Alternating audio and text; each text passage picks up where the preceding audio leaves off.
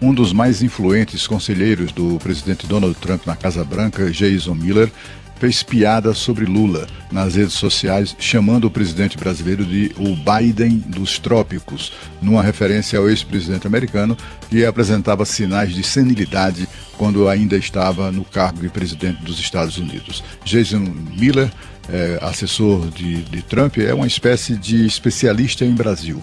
Ele conhece o Brasil, monitora de perto a situação brasileira, é um dos mais influentes conselheiros de Trump, inclusive nessas medidas que vêm sendo adotadas contra o Brasil, e comparou o cérebro do presidente Lula a uma banana amassada.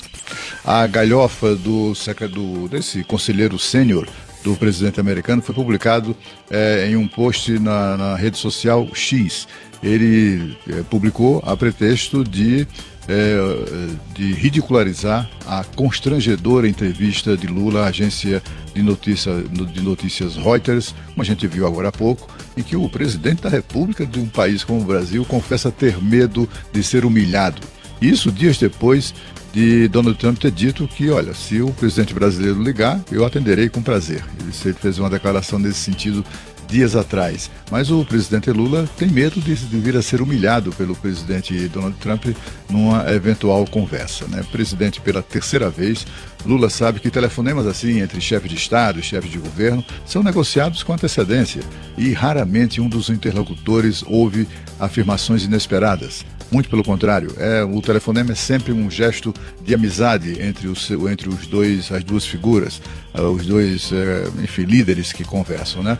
O medo de Lula é tomar uma invertida depois de chamar o presidente americano de nazista, de haver apoiado a candidatura de Kamala Harris, que era a rival de Trump, sem a menor utilidade para o Brasil, né?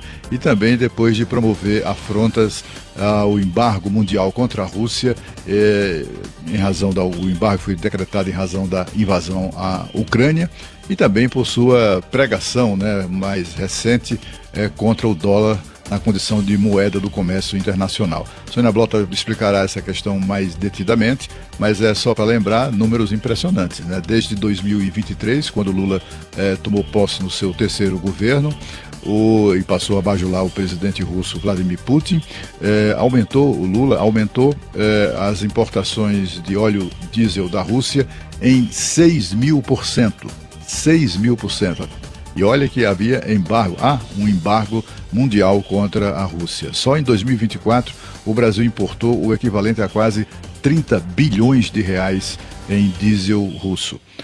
Para que a gente tenha ideia de como isso é um assunto sensível para o presidente Trump e para o governo americano de uma maneira geral, a questão não é só o embargo. Imagine que em 2022, por exemplo, 57% do diesel importado pelo Brasil era oriundo dos Estados Unidos.